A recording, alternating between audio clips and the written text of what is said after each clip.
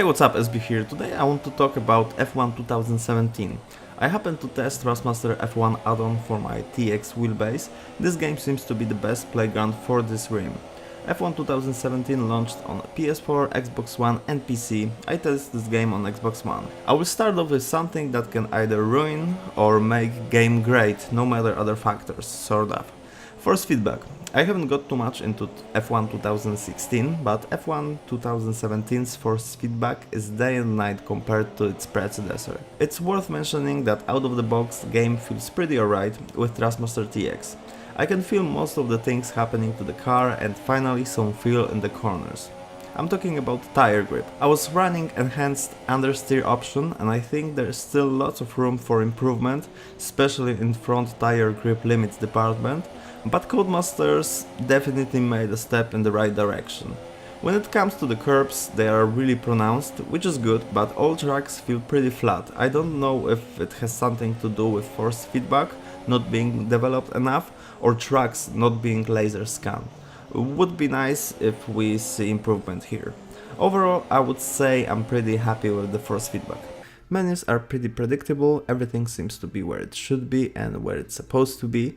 Some games have extraordinary menus where it's hard to find anything and it takes some time to figure everything out. Happily, in F1 2017 it's not the case. Now let's talk about career mode.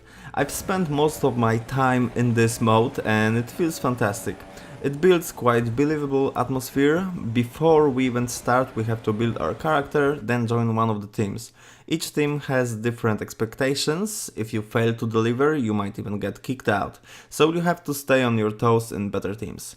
Before each race we have couple practice sessions, which are separated with nice cutscenes, and this part builds atmosphere outside of the track.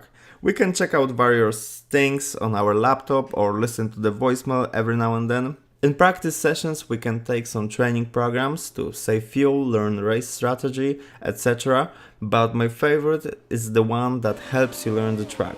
I think this mode should be featured in every single game. Racing line is good start, but with this we have to learn braking points by ourselves.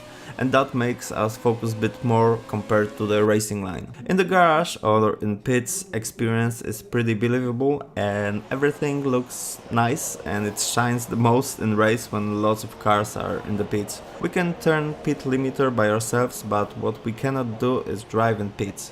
Car drives by itself, it's pretty disappointing to me. In career mode we gain points for events and we have to develop our car. The skill tree progression is huge, we have to spend some time to make everything fill up in each category. On top of that, nice addition to the career mode is developing time of the day and weather in practice sessions. Career mode is extremely satisfying and Codemasters did a great job here. It looks like it really captures F1 experience.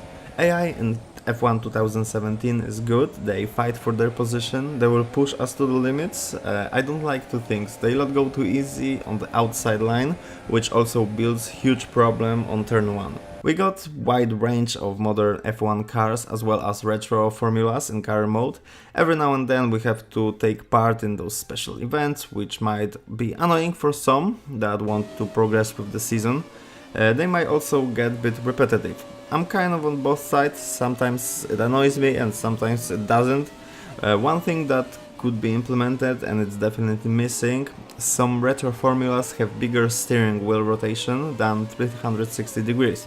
It doesn't adjust by itself, we could of course change it in settings up to 540 degrees. Shifter works with older cars on Xbox One, which is nice. There are lots of tracks in F1 2017 and unfortunately none of them is laser scanned. Some turns are totally off, like last chicane on Spa, but as a whole it's not that bad. Maybe because tracks are not laser scanned, asphalt feels extra smooth with no bumps. While the game brings a lot of realism, its physics being quite believable are still forgivable.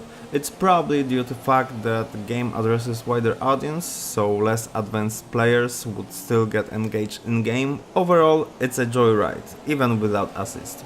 Dynamic weather and rain is pretty awesome. It's not that demanding, but it feels believing and it looks gorgeous. It's nice to see seat and field of view adjustments in game that is launched on consoles, and what's superb about the settings, we can adjust them on the fly in race. We don't have to go back to the menus, load up race and see if everything is fine. It's there in race. F1 rim on Xbox One is mapped incorrectly. Pit limiter, DRS and look back was mapped to one button. It seems like some buttons are just doubled up, and I would like to map every single button to a different function. Graphics on Xbox One look okay, game runs at 60 FPS at 900p. Nothing fancy, but it looks astonishing at times, especially in rain. I know that for PC platform there is no triple screen or VR support. This could be added in future F1 games. At the end, I like the game as a whole. There's still room for improvement, but I enjoy it as it is. At the beginning I wanted it to feel more like a sim, but I enjoy it the way it is.